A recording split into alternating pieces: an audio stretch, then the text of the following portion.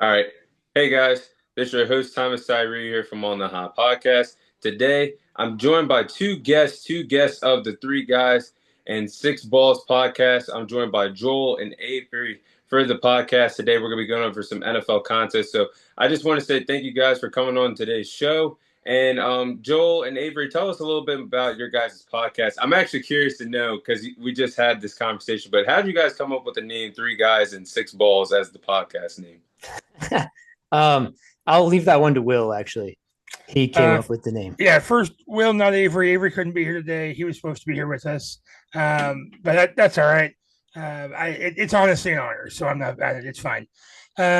So we had Joel came up with the idea to even start a podcast, and then we went round and round and round trying to pick a name, and we came up with this just deep-seated inside joke from our high school years, and we're like, "Oh yeah, that's such a good idea." And then Joe's wife just full on said no. I don't really know how the conversation went, but the gist of it on my end was she just said, "Come up with something better." And so I said, "Well, fine, let's just call it what we are then. Three guys with six balls," and then it took off from there. So it was said as a joke, and then it was taken seriously, as most jokes are. Yeah, surprisingly, my wife approved of the Three Guys, Six Balls name. So she didn't approve of the first one. And then I was like, Three Guys, Six Balls. And she was like, I like that name. That Oh, really? Didn't expect that. it, Yeah, when I discovered you guys, I was like, wait a minute. But then I put two and two together as the joke, and I was like, all right, that's pretty cool how you guys thought of that name though. So like I said, we're gonna be going over some NFL things for you guys today. Start off with the first segment.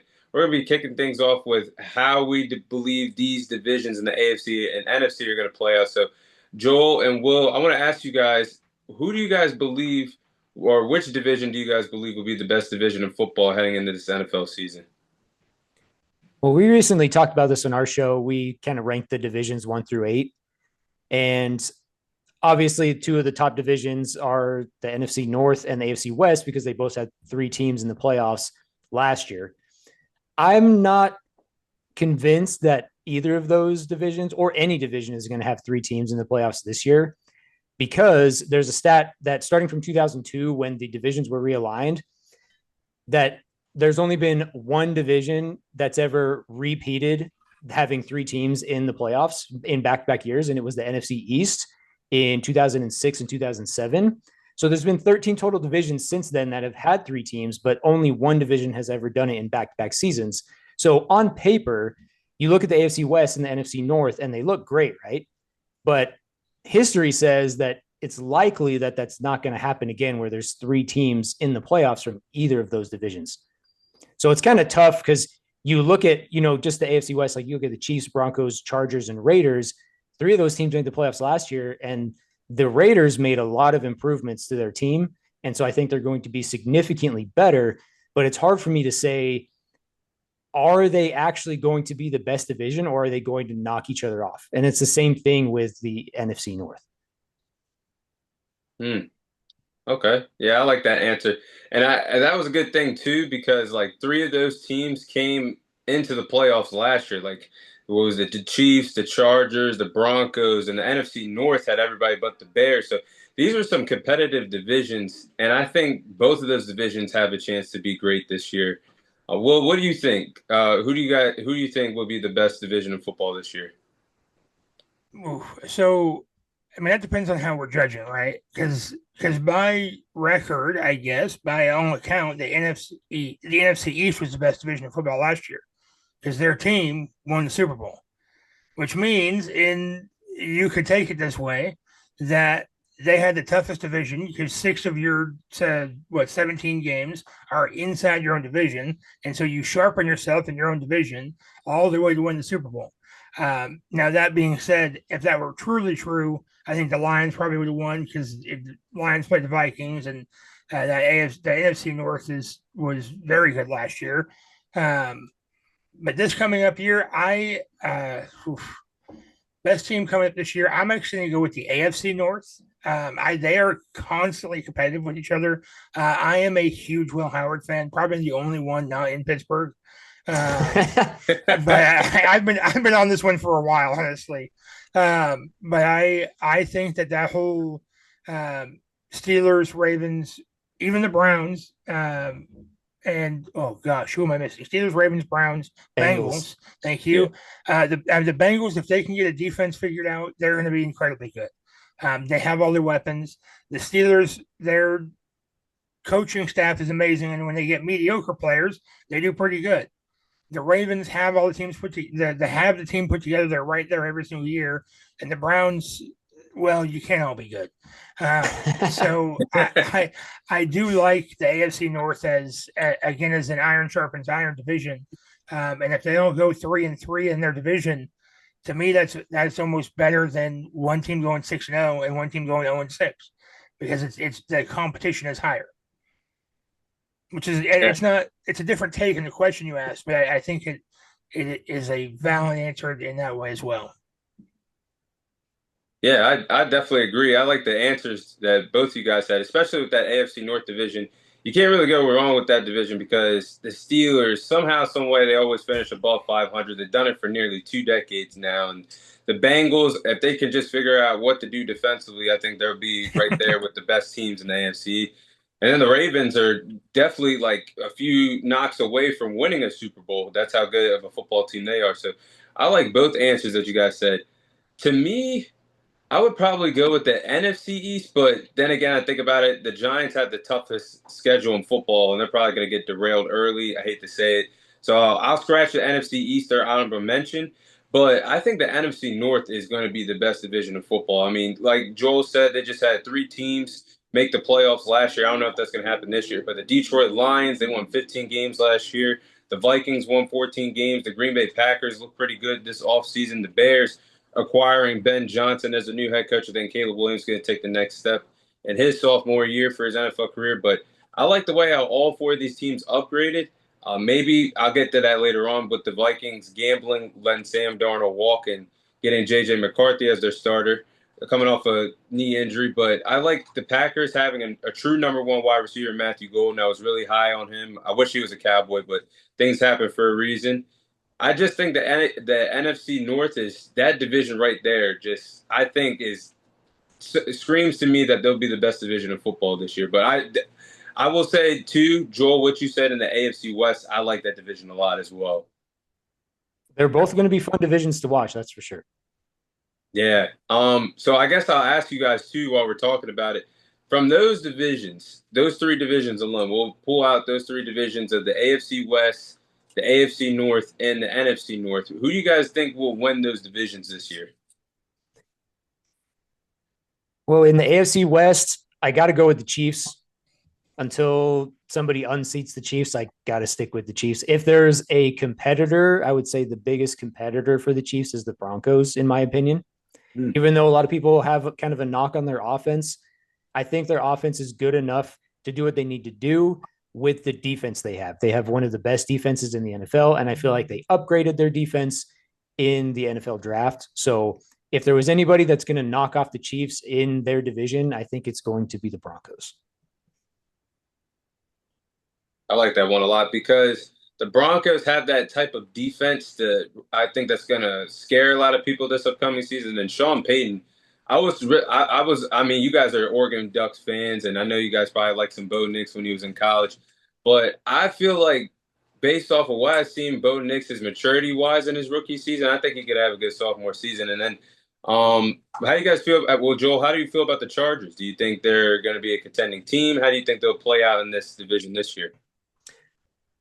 The Chargers are one team I'm still not really sure on, to be honest. I know they have Harbaugh, and he's changed the culture there, and they like to run the ball, and they got Amari Hampton, and they have Najee Harris, and they have a great quarterback in Justin Herbert. It looks great, right?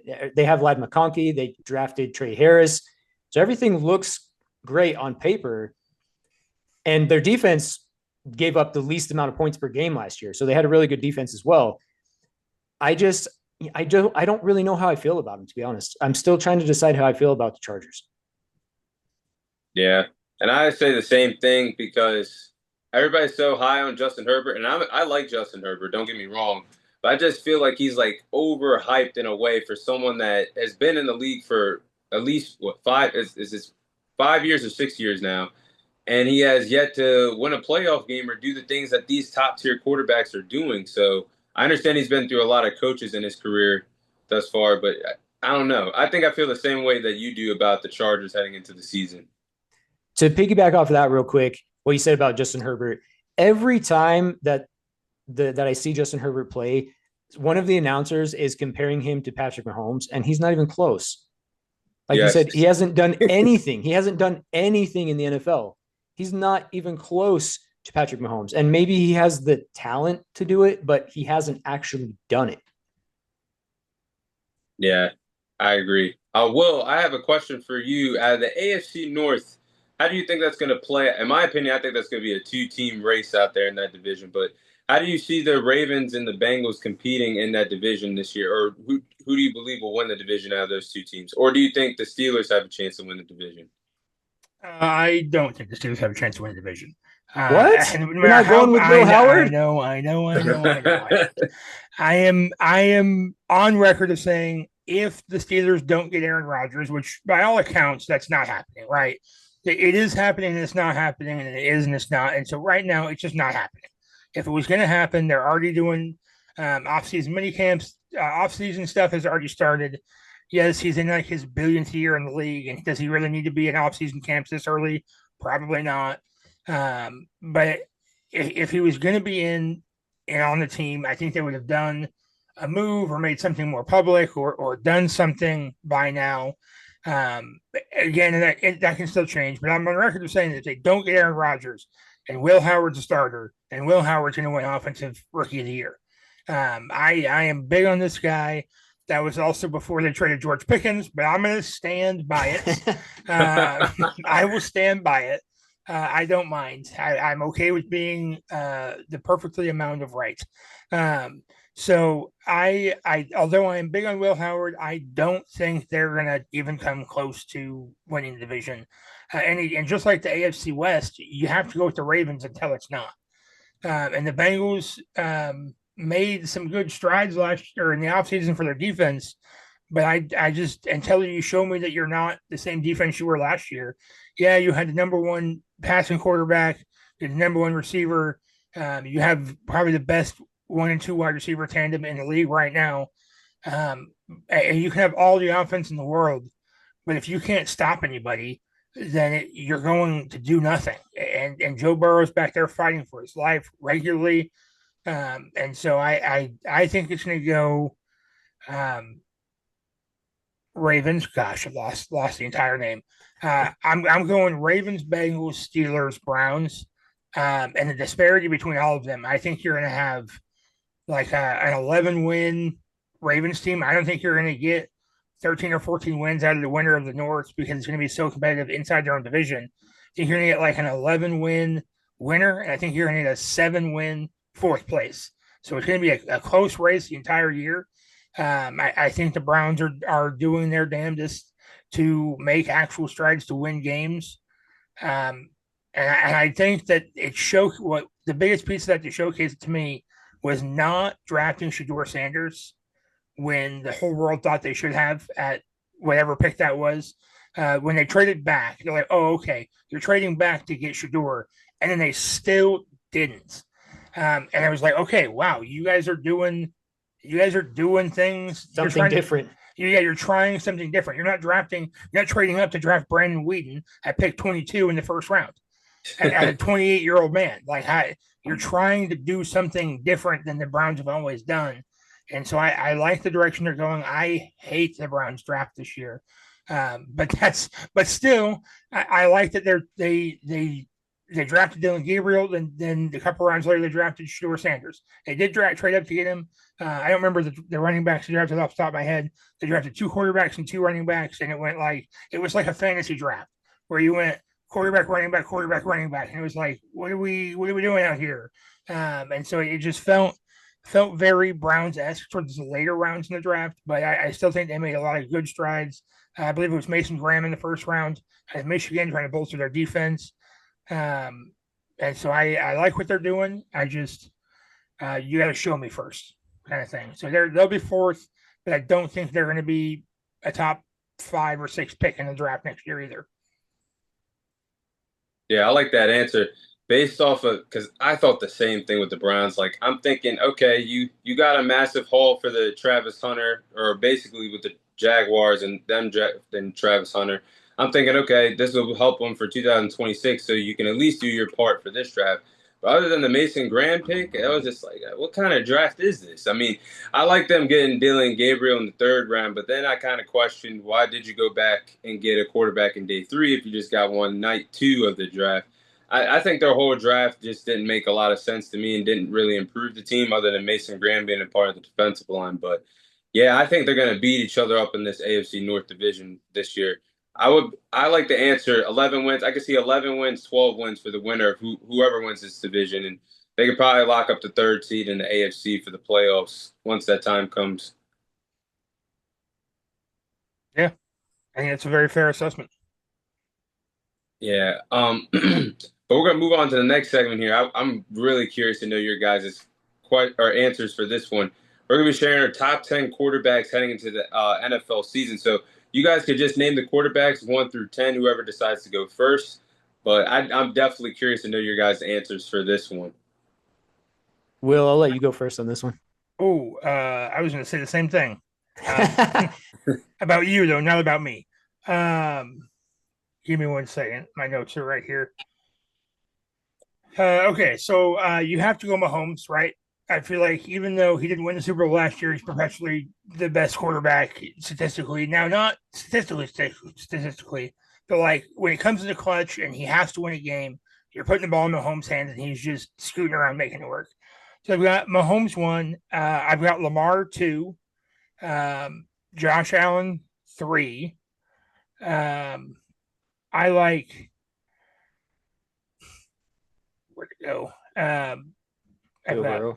No, actually, I don't have Joe Burrow as high. I've got Joe Burrow at 5.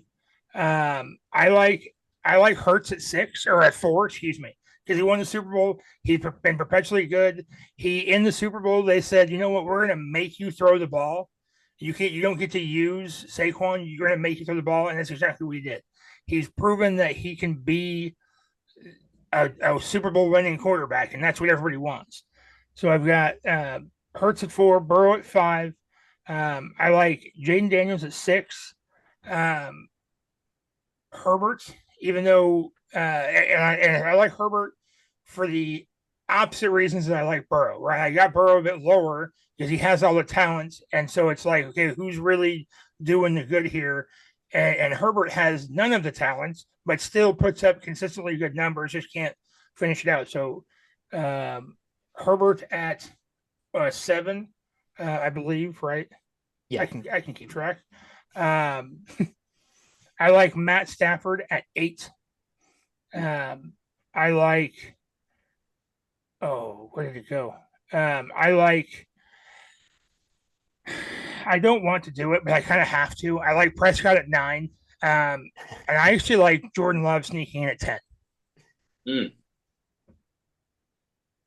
That ain't that bad of a list. That is not that bad of a list.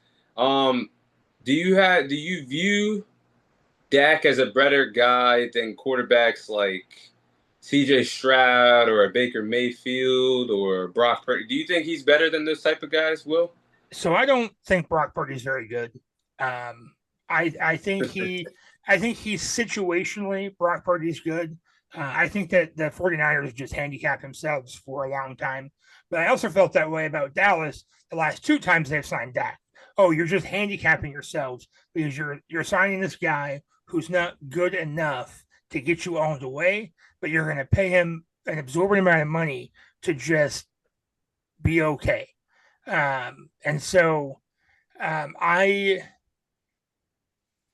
don't think I've seen enough from CJ Stroud yet. We've seen, 2 years ago, Dak Prescott should have won MVP, but didn't. So he has he has the history of being really good, statistically really good. He just, whether it's coaching, whether it's the rest of the team, it's a whole team effort, coaching all the way to the last player. So no one person is winning or losing every game. But I I didn't even want to put him in my top 10. Again, I am a Cowboys fan. And so it doesn't pain me to put him that low. It pains me to put him that high, honestly. I don't think Dak's the guy at all for Dallas. But he's there. I view him as better than most, but not better than the best. Yeah, I also don't think he's better than Tony Romo. I like you, Will. You spoke my mind of how I feel about Dak Prescott because it's like he is so talented, but when it's time to win, like you can't put it all together. Yeah. I really believe no matter what coach you throw in, no matter what scheme you have, no matter what players, it all comes down to number four, whether he's Yep. going to take you to that next step or not. Especially with, and I will say too, I mean, growing up watching the Cowboys, I was in a love-hate relationship with Tony Romo. But at the end of the day, if Romo had these type of rosters that Dak Prescott had, we probably would at least won or two Super Bowls over the last 25 to 30 years. That something that we haven't done since the late 90s. So I agree with Yeah. you 100%. I think that Dak Prescott is truthfully not the guy. And last year, I think, was the perfect opportunity to make him earn one more big payday, but instead they just awarded to him week one, and then everything went down the drain after that. But I 100% like that answer about Dak Prescott from you, Will. I even though they're my favorite team, I try to keep it incredibly real about the Cowboys. I try to come into every season with realistic expectations. That way, I don't find myself getting frustrated and upset. Back in 2022, sorry to just short story here. Dallas was doing really well that year, made it to the playoffs. I don't think they had the first round bye that year, but they were supposed to do well, and then they were just terribly beaten. I don't remember the Packers probably, Rams maybe, somebody in the playoffs. I tried to block the whole thing out. It was so bad, and my expectations were so high for the season. I turned the game off too early in the game, walked away, went outside, and literally started digging a hole in my backyard. It's something I told my wife I was going to do. I'll dig us a fire pit, and it's February in the Northwest, and so it's wet, it's rainy, it's cold, and I'm just out there. I'm going to dig this fire pit right now. That I got so mad at the Cowboys. So I do try to come in every single year, which is better. Hey, let's come in with realistic expectations. Let's be real about the season. That way I'm not getting upset. I just want to comment on something like with that real quick. So I'm also a Cowboys fan, and Will, growing up, Will can probably tell you I have always been pretty negative about the Cowboys winning. And I don't remember what year it was, but I think it was one of the first couple of seasons when the Cowboys hired Mike McCarthy. And I remember talking to Will and I said, the Cowboys could easily go into the playoffs and just lose in the first round like they always do, but something feels different. Something feels different this time. And then it just wasn't. And so the one time when I had some optimism for the Cowboys, they failed me, and I will probably never go back to that. Yeah.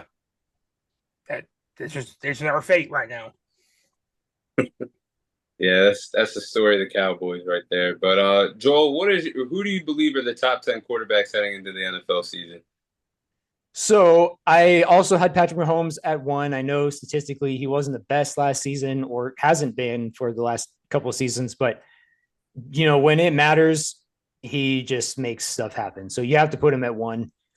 With 2 and 3, I've got Josh Allen and Lamar Jackson. I think you can really put them in whatever order you want there. You can kind of flip-flop them. I prefer Josh Allen's style over Lamar Jackson.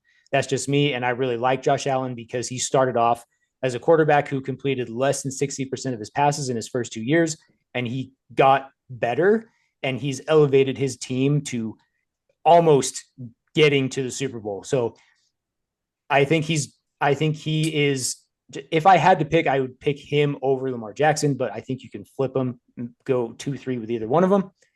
With number 4, I put Joe Burrow, and number 5, Jalen Hurts. I think you can kind of do the same thing with those two as you can with Allen and Jackson. It kind of just depends on what style of quarterback you want. If you want a guy who can just stand there and sling the ball, Joe Burrow. if you want a guy who can throw the ball pretty well and he does a lot for you in other ways, Jalen Hurts. Then number 6, I have Jaden Daniels. Number 7, Justin Herbert. And this is where I kind of got a little bit conflicted. And I feel like I'm higher on this guy than a lot of other people are. But at 8, I have Baker Mayfield. I am very high on Baker Mayfield personally. I really like him. I liked him when he came out in the NFL draft. I don't know how the Browns fumbled that, but good for the Buccaneers. So I have him at 8. At 9, I have Jared Goff. And then at 10, I have Matthew Stafford.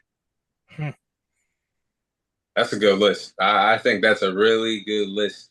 And I like how you said, Joel, how you could flip players like Josh Allen, Lamar Jackson. I think skill-wise, they're both neck and neck.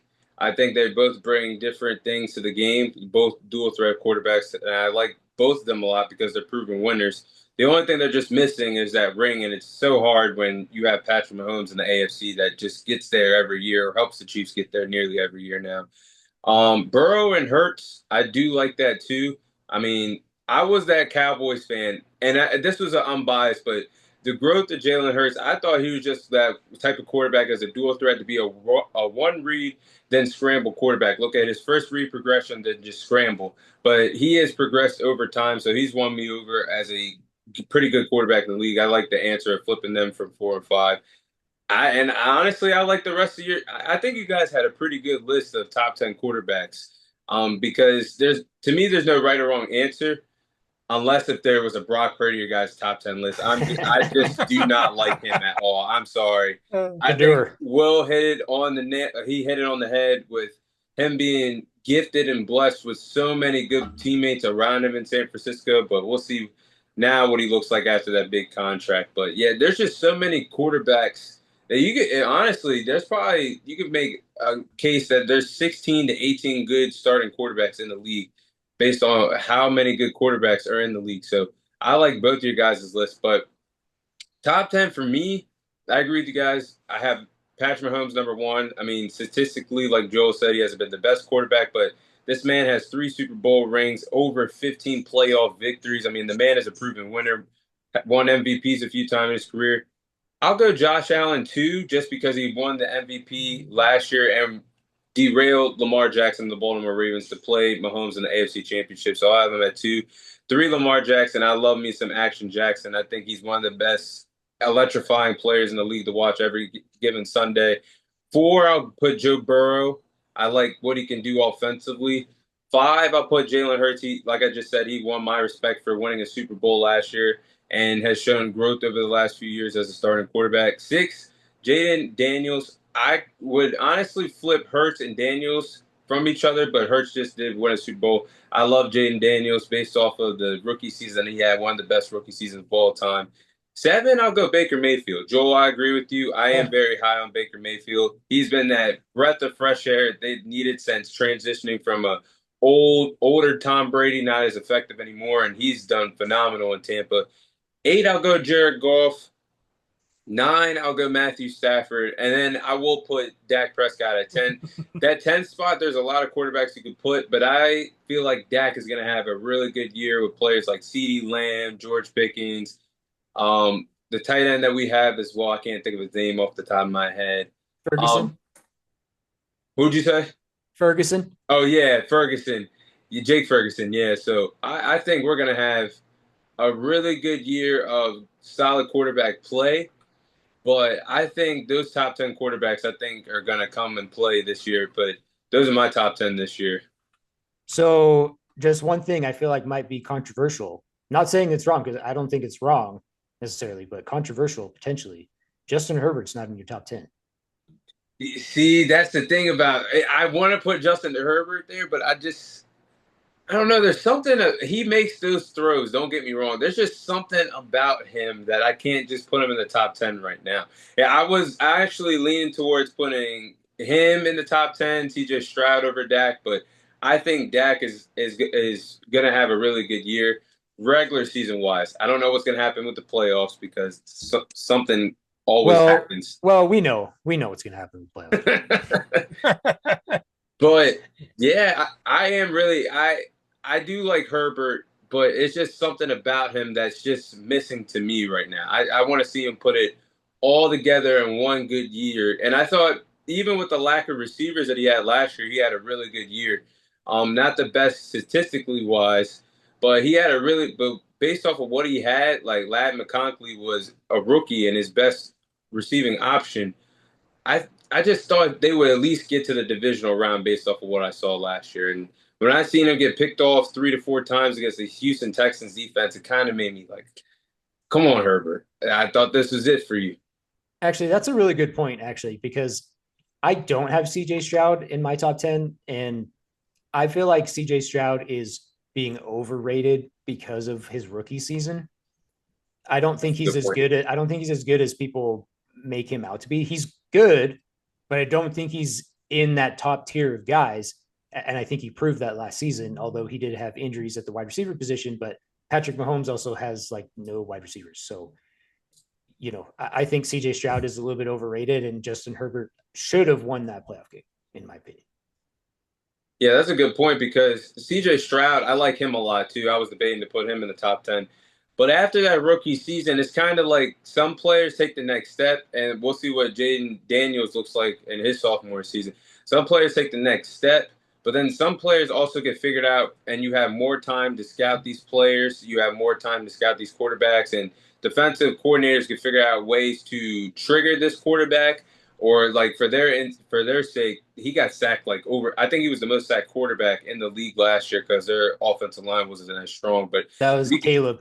That's Caleb Williams. Oh, that was Caleb Williams. Okay. 68. I know Stroud was definitely up. Oh, yeah, you are right. I forgot. Caleb Williams got destroyed. But Stroud. We've talked about it so many times. It's burned into my brain at this point. But, yeah, Stroud definitely, from how great he was his rookie season, he definitely did take a step back. And I would say something about the receivers, but Justin Herbert had less talent around him and still made it work. And Stroud did at times, but it just wasn't – his play just wasn't as good or even close to as good as what he did in his rookie season. I agree. Well, and to feed into that didn't have the team get sacked. So CJ Stroud got sacked 63 times.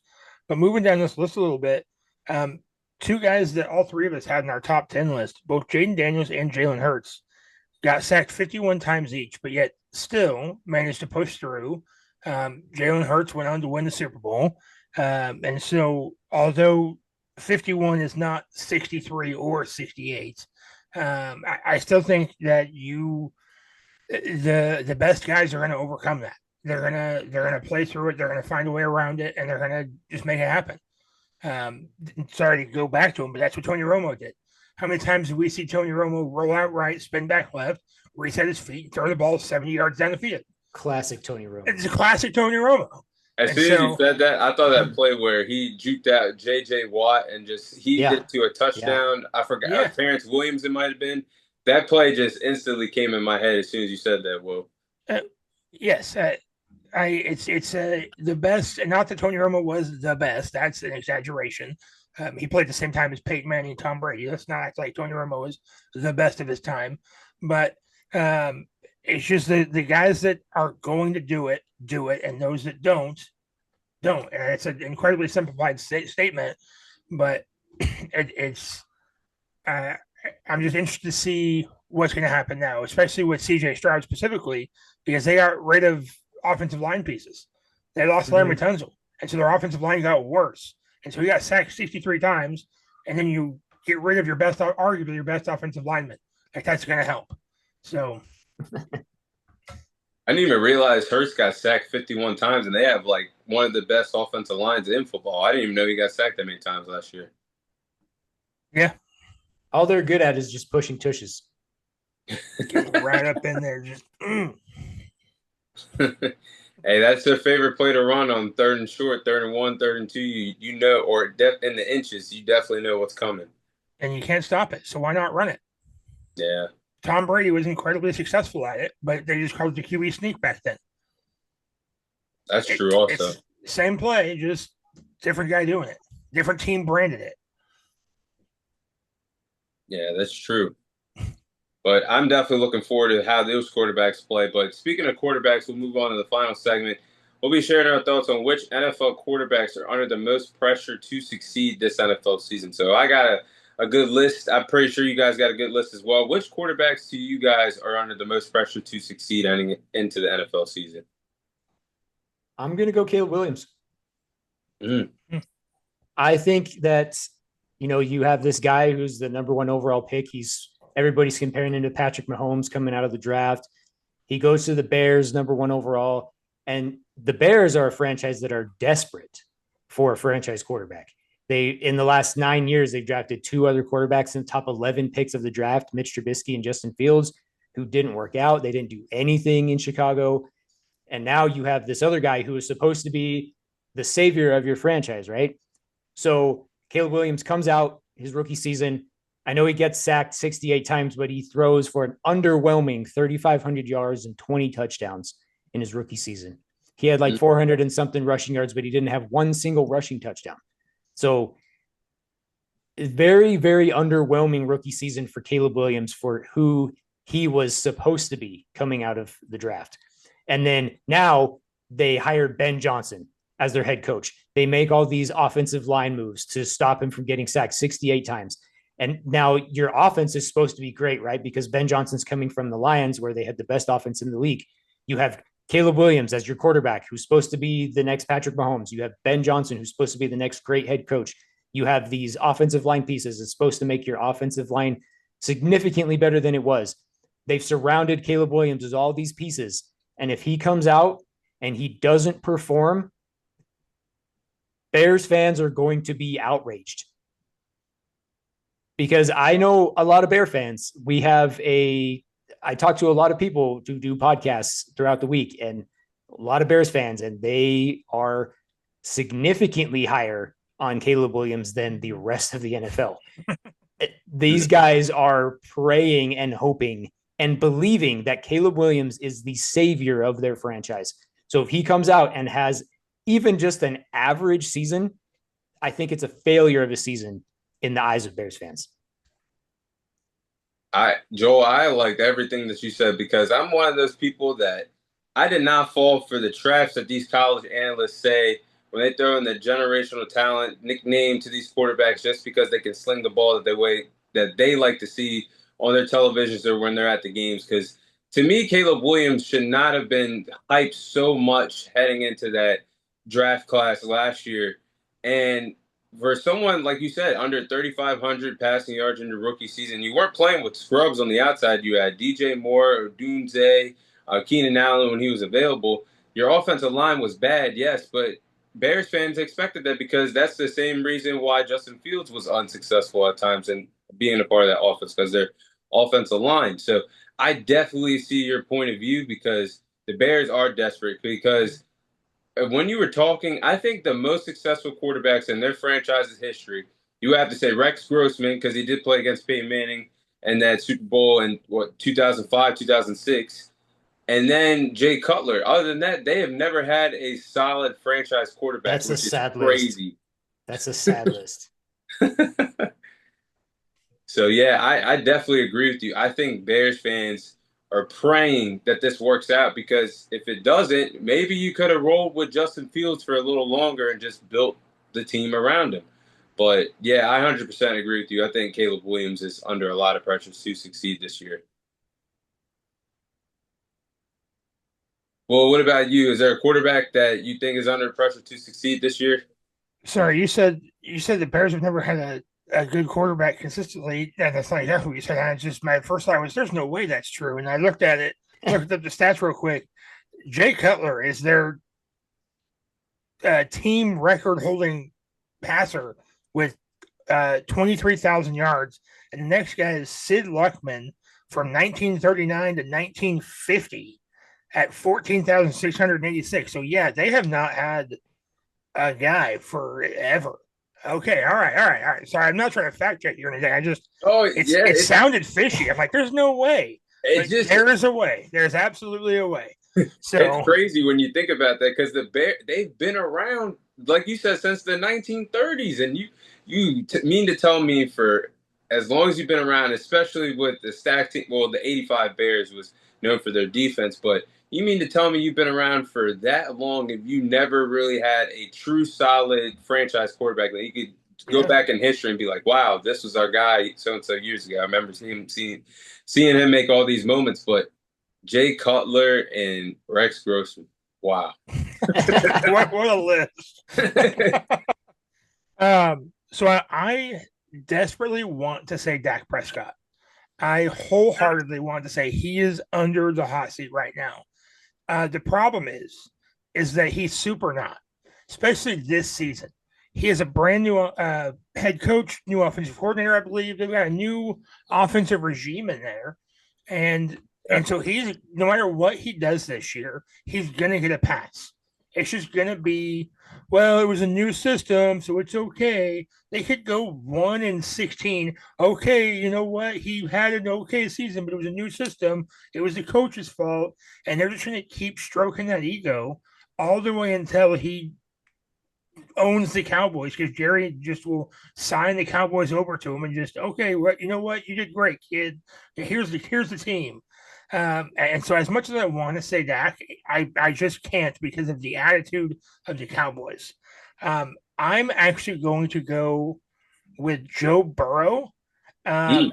and I think this is going to sound bad, but I think Joe Burrow needs to do bad so the Bengals pull their head out of their butts, because he's lifting this team as much as he possibly can in his back, and we saw it time and time again last season. And they've got a good offense. They've got the team in there to do all the things offensively.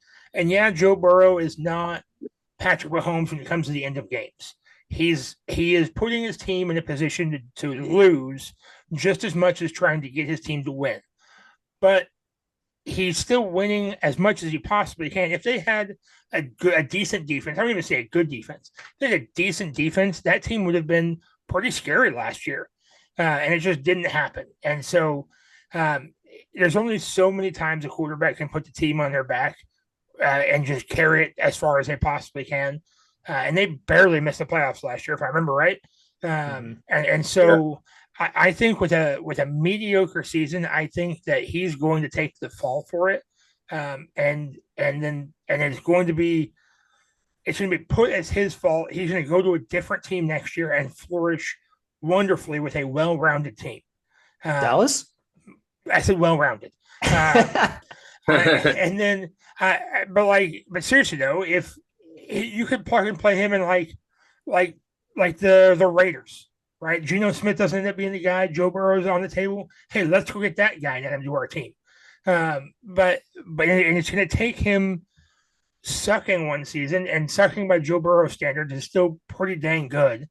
But I think he's in the hot seat because if he doesn't do Joe Burrow things with that team, it's going to be, you had the best wide receiving duo in the league.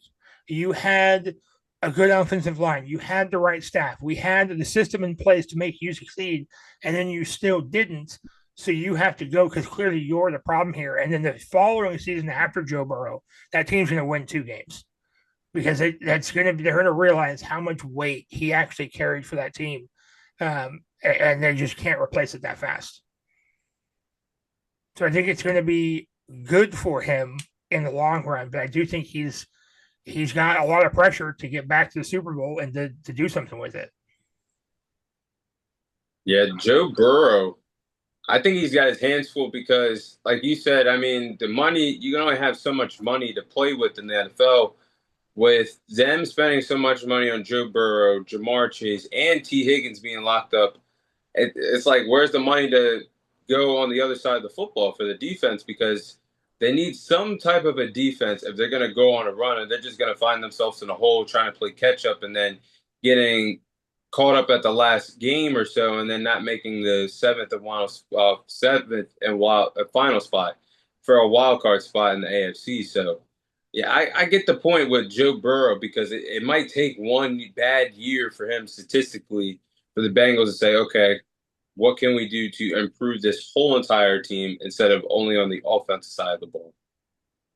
Well, and the 49ers with their stroke of temporary luck with Brock Purdy, it's going to do the rest of the league a disservice, where they're going to throw away above average quarterbacks in hopes that their guy that they just happen to find it in the draft randomly can be good enough. But again, that team that they had around them and the team that whoever would have in the Bengals, that team is going to be pretty stacked. So anybody could do okay. But it's the 49ers have a very well rounded team where the Bengals just don't. So I'm worried that Burrow's gonna get thrown away because we can just find anybody in the draft next year and be okay for a few seasons, and maybe we'll get lucky, and it's just not going to be the same. Yeah, that could happen one day down the line for the Bengals. I don't think that's the worst thing to think of, based off of what you have and what you have to take into consideration with how this roster could play out one day. So I got three quarterbacks for you guys. Three quarterbacks that are under pressure to succeed. And I want your guys' thoughts on this first one. First name is Trevor Lawrence. Now, that goes back to what I just said about these college analysts slinging around the word generational talent because he went undefeated his freshman year at Clemson and won a national championship against Alabama. But then when you got to the NFL, the only good year that I've seen Trevor Lawrence have with the Jacksonville Jaguars, a full season, would be the 2022 season, where he's known for having that big 28-3 comeback in the wild card game against the Chargers, and he won a playoff game. But ever since then, to me, Trevor Lawrence really hasn't screamed to me a generational talent, or really hasn't been that good. Because you look what happened to the Jaguars in 2023 as a team as well. He has to take accountability for what happened, because I believe they started off the season 8-3. Then they went downhill bad and finished the season 9-8, missing the playoffs, and then looking at his overall record as a starter, he has 22 wins, 38 losses, and he went 2-8, even though he got hurt last year and couldn't finish out the season. Went 2-8 as a starter last year. I think the pressure is on for Trevor Lawrence to have a good season, because if he has another midseason, the Jacksonville Jaguars might as well think about life after Trevor Lawrence, because I don't think he's worth the money. I don't think he's worth being there, and he's falling short of what it's like to be a first overall pick. But he does have the weapons this year. Brian Thomas on the outside had a really good rookie season, and then Travis Hunter, I don't know what position they are going to let him play. I don't think he can play two ends of the ball all the time, but if he plays wide receiver, you got two wide receivers right there. I would still have Travis Etienne. Evan Ingram, I do believe, is still on the team. So they got the weapons, they got the talent, but if Trevor Lawrence can't produce well, I think the Jaguars should think about trading him or releasing him and find a new quarterback. Couple things I have to say with that. So I think that's a great pick. I think it's a great pick. One thing I will say is I will never, ever think that there is a generational quarterback ever again. Yeah. Well, going into the draft, at least, because you look at Trevor Lawrence. I was one of those people that watched him in college, and I was like, this dude is going to be the guy when he gets to the NFL. And then you have guys like Patrick Mahomes, who were in their draft class ranked like the fifth best quarterback. The only reason people knew who Patrick Mahomes was in college at all is because he went up against Baker Mayfield in one game where they both threw like 20,000 touchdowns and that was a 50,000 yards. That was so fun. That was probably one of the best games I watched college football in a long time. Years ago. Yeah, and that's like the only reason that anybody knew who Patrick Mahomes was. And it's like after that game, like nobody talked about him until the draft. And then they were like, oh, this guy's worse than Davis Webb. Nobody even knows who Davis Webb is anymore. So, like, I will never, ever think that there's a generational quarterback, at least going into the draft, until I actually see them do something in the NFL, because it doesn't translate. Like, I don't think there's actually a good way to scout quarterbacks. I don't. It's a guess, in my opinion. So there's that. And then with Trevor Lawrence, the Jaguars defense did not help him at all. We all talk about how bad the Bengals defense was last season. The Jaguars defense was bad, and they play in one of the worst divisions in football. They're not going against the Steelers and the Ravens twice every year. They're going against the Colts, like Anthony Richardson, who completes 47.7% of his passes, like that. And you're still that bad.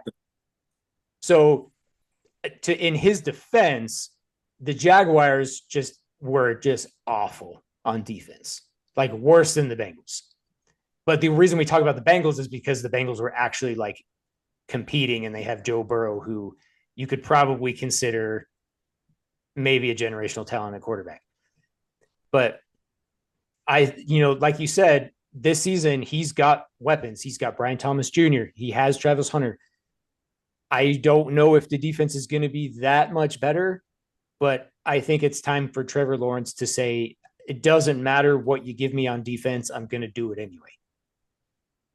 Oh yeah, 100%. And I think you hit it on the nail with their defense. Their defense isn't really good, and maybe that's why I don't know what direction they're really going to fully commit to for Travis Hunter, because he played both wide receiver and cornerback. But it's just like you said, Joel. It's like no matter what you have to do something or show some type of improvement for getting a contract that probably similar or a little bit more than what Daniel Jones got from the Giants years ago. So you're basically robbing the bank out there in Jacksonville.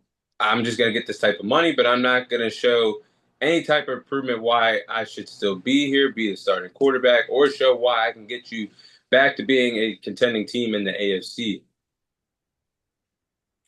So I think one thing to consider here, I also think it's a great pick.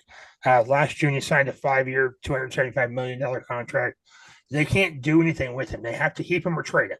So like they can't just get rid of him, or like by that I mean cut him. But one thing to consider here is, and we keep talking Joe Burrow, Trevor Lawrence, the standards in Jacksonville, as an overall perception, the standards in Jacksonville are just lower. You're not, again, in the general perception of the NFL, if you're a fan of this team, obviously it's different. If you own the team, obviously your standards are going to be way higher. But me, as just a regular NFL fan who roots for the Cowboys regularly, my standards for the Jaguars are like, yeah, you guys, if you win 6 games, you had a hell of a season. Good job, guys. I just don't view them as like an actual team. I mean, the last quarterback that did really, really good over there was Blake Bortles, right? I don't know. Maybe Trevor Lawrence has taken to the playoffs once, but I don't know if that's actually happened. Oh no, he has. He did it in 2022. They even won a playoff game. So I mean, the fact that Blake Bortles was in the AFC Championship game, is like mind blowing. Blake Bortles took the Jags to the AFC Championship game, and then since then, Trevor Lawrence has won 1 playoff game. And if you were to guess, that would be backwards. Oh, Trevor Lawrence is the last one to stay into the AFC Championship game, and Blake Bortles maybe won 1 game in his whole time there. And so the bar is set so low as a general perception of the Jaguars. If Joe Burrow or Lamar Jackson or Josh Allen, Dak Prescott especially, any of these big name teams, if their quarterbacks do bad, the entire country starts calling for their head. If Trevor Lawrence does bad, only Jacksonville is calling for their head. No one else gives a hoot. And it's like, and so it's not fair to Jacksonville because they should have a high standard. They are a professional football team. There are only 32 of them in this country. Well, 32 of the highest caliber professional teams in this country.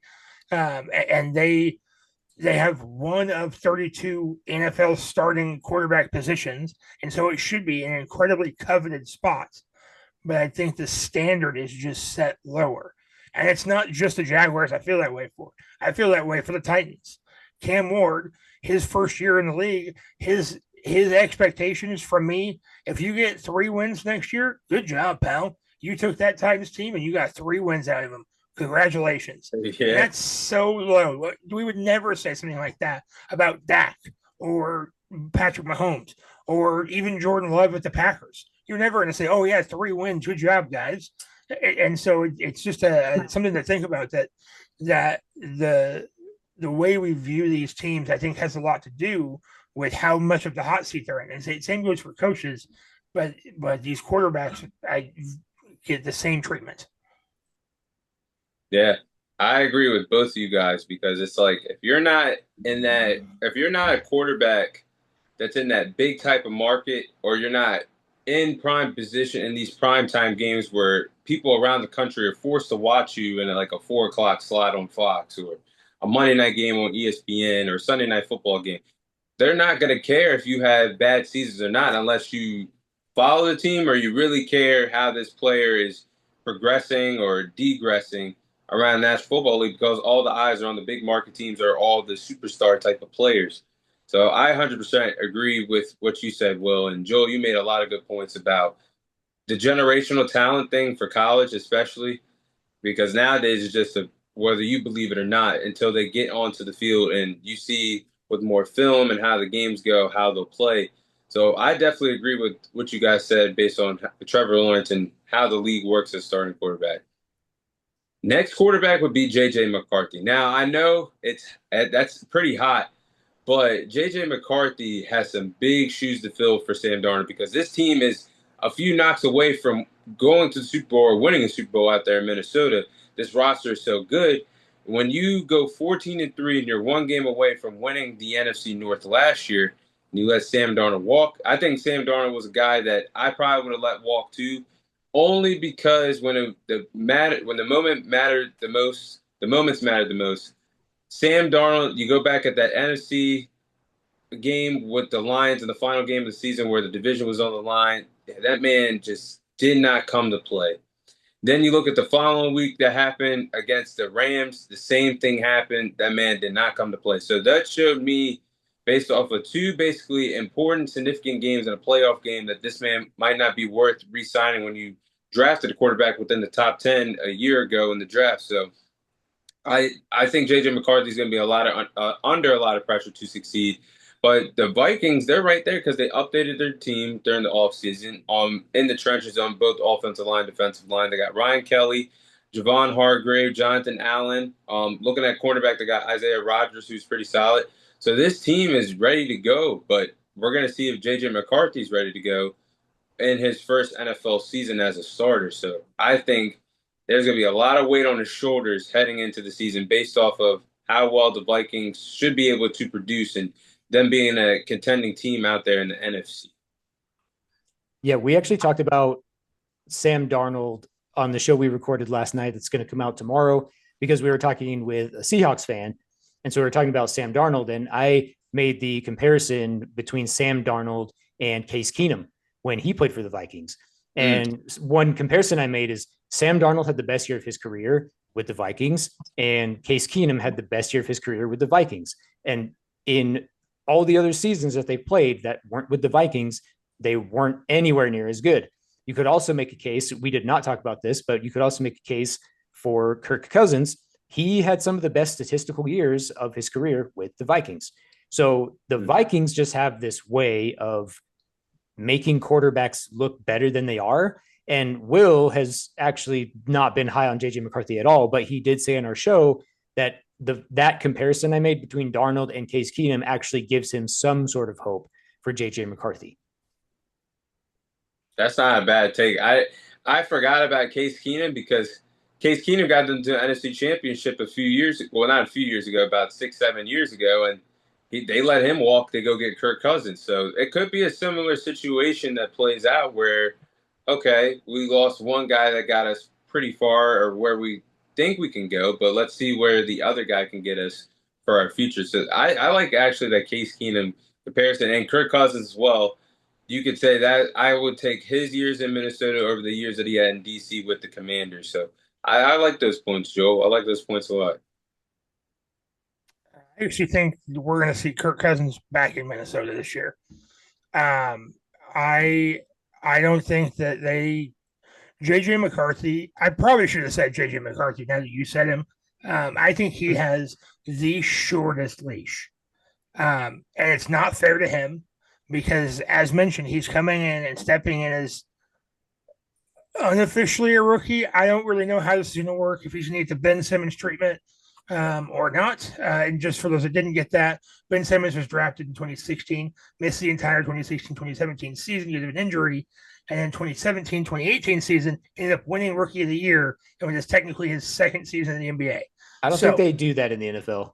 I don't think they do either, but That'd be cool though. he's a candidate, I guess. And so he's had a full year of being in the meetings, in the rooms, knowing, trying to learn the system. I don't think JJ McCarthy was very good at Michigan. I don't think that team relied on him to be good. They were a hand the ball off, play defense, ground and pound kind of team. And so I think he's going to have an incredibly short leash. And if he comes out and loses the first 2 or 3 games of the season, they are going to be on the trade block quick, trying to get any backup. And it seems like the Falcons are going to ride with Michael Penix. And if they can get a king's ransom for Kirk Cousins sitting there, they will take it.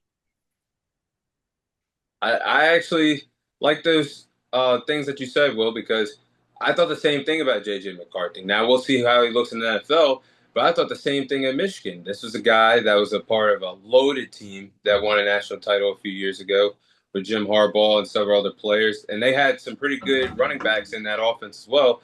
Just turn around and hand the ball off and just don't mess up, and you can make the throws when needed. I just thought that's the type of quarterback that he was heading into that 2024 draft class. But I will say someone that is a quarterback whisperer is wow, I just forgot his name. I was just about to say the Vikings head coach. Kevin O'Connell. Yeah, O'Connell. He is that quarterback whisperer that can be that quarterback and that get these guys going because Kirk Cousins, he gave him the best years.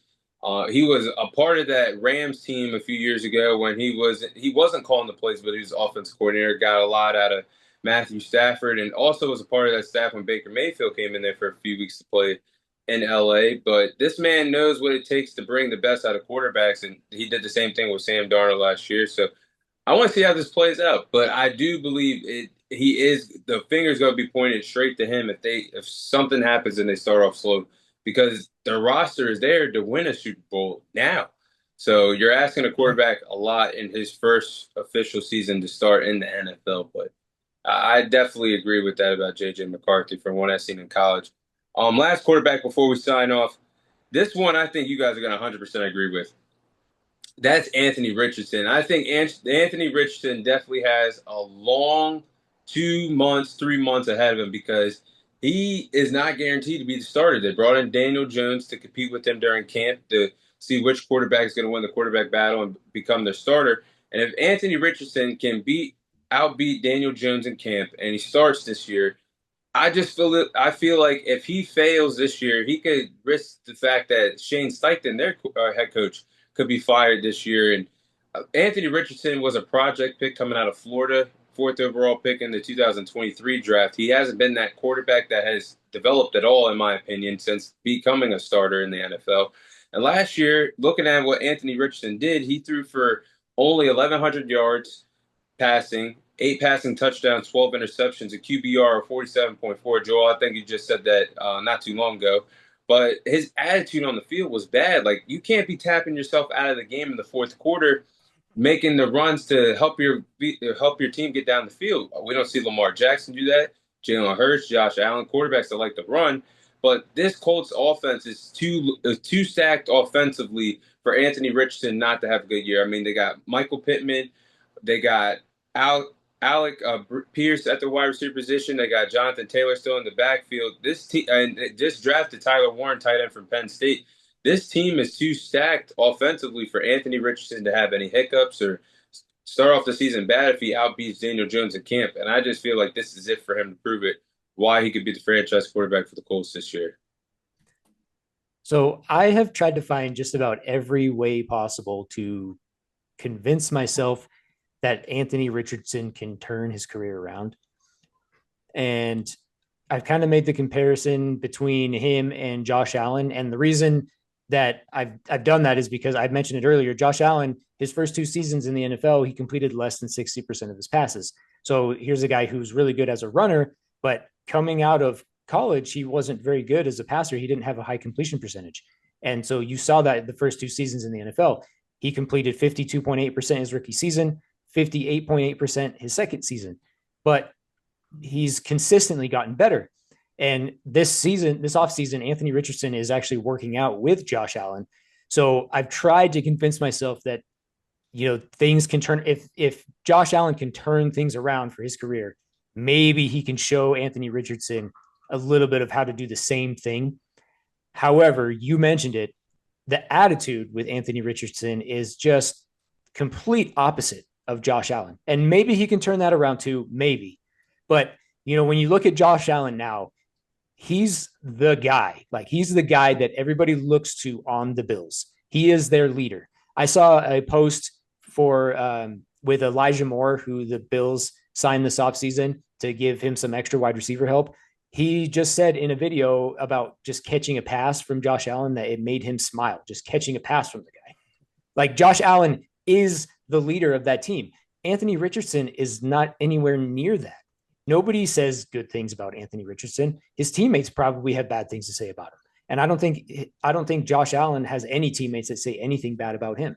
So I've tried to convince myself to put Anthony Richardson in a positive light, but it's very hard to do. And, again, I'll make that comparison like with Josh Allen. That's one of the reasons why I love Josh Allen, is because I've seen him get better. But Anthony Richardson, he can still get better, but he just has a very different attitude to him than Josh Allen does. Yeah, I 100% agree with that. And the thing with Josh Allen, like you said, was like the coaching wasn't the best for him until he got Brian Daboll as his offense coordinator at the time to help fix his mechanics. And that's when he became a top 5 quarterback in the league. But then with someone like Anthony Richardson, you started off, I mean, I think he had around 15, 16 starts, or maybe even less, playing the SEC with the Gators back in his college days. But he had Shane Steichen. Shane Steichen brought the best out of Jalen Hurts a few years ago when he was the offensive coordinator with the Eagles. So I'm seeing you play with someone in an offensive scheme someone that knows what they're doing, dialing up the plays on the sidelines. And I'm just not seeing any type of growth. And like you said, the attitude is horrible for Anthony Richardson.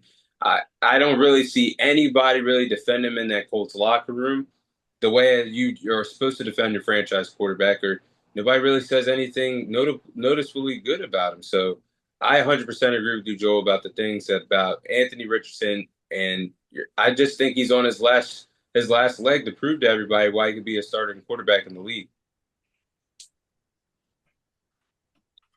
Well, what do you think about that? I agree quite a lot, actually. Like you mentioned, number 4 pick in the 2023 draft. He's coming into his 3rd year. He has missed more games than he's played, and that's not what you want to see from your number 4 pick. He's played 15 games. He's missed 17 games. And as mentioned, in those 15 total games over his career, he's got a 50% passer or completion percentage. And again, that's just not what you want to see. If you're spending a high draft pick on a guy and you think he's going to be the guy, project, as you mentioned, is just not the word you want to be using at a number 4 pick. And so I don't watch the Colts. Since Peyton Manning and Jeff Saturday, they're nothing to me anymore.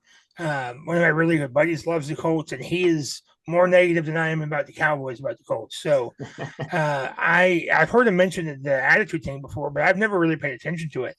That's a bit fascinating. I remember him taking himself out of the game late. I do remember that, the tap in the helmet. Hey, I need one here. And so the problem is that if it's not Anthony Richardson, you're going to Daniel Jones. And if it's not Daniel Jones, you're going to Riley Leonard. And so your options are incredibly limited in Indianapolis right now. And Daniel Jones has already proven himself to be below average at best. I think his ceiling is incredibly low. Riley Leonard, I don't think has a very high ceiling in the NFL either. I can easily be proven wrong. But Anthony Richardson is basically your best available. The problem is he's not usually available. Over 50% of the time in the last 2 years, he's just not available to play. So more so than not, I think his injury problems are going to be what does it over everything else. Yeah, I definitely like those answers. And I'm actually a Gators fan for college sports, but I'm pulling for Anthony Richardson. But if you're not going to show anything on the field, especially with a Colts team that's probably very desperate to do some winning because it hasn't happened in a while, they're going to move off of him very quickly. And I think honestly, this might be a bold take, but I would not be surprised if he's on the trade block if he does not outbeat Daniel Jones, because he could be a distraction to the team if Daniel Jones outbeats him in camp and maybe his attitude is bad on the sidelines and affects the rest of the team. But I am pulling for Anthony Richardson, but I do believe he's definitely a quarterback that is under a lot of pressure to succeed this year. Jerry will make a trade for him. 2 firsts. Get him in the headlines, help the Cowboys get in the headlines. Yeah. Yeah. But we're gonna go ahead and sign off. Thank you guys for watching and listening. Your host Thomas Tyree signing off, and again, thank you guys, Joel and Will, coming from the Three Guys, Six Balls podcast. Where can we find your guys' podcast on social media? What type of platforms you guys upload? You guys to tell us where we can find you guys. Yeah, so social media, we've got Instagram, Facebook, X, TikTok. Just look up Three Guys, Six Balls NFL podcast. You can find us there. And then we're also on YouTube, and you can find our podcast to listen to on Apple Podcasts, Apple Music, and Spotify. Yeah, that's awesome. I had fun with you guys tonight, bringing you guys on, and I hope I can bring you guys on again and talk about some NFL content that's coming up. The NFL season is coming up, or have you guys on while the NFL season is underway. But definitely thank you guys, Joel and Will, for coming on the podcast. And this is your host, Thomas Tyree, signing off, and I'll see you guys on next week's episode.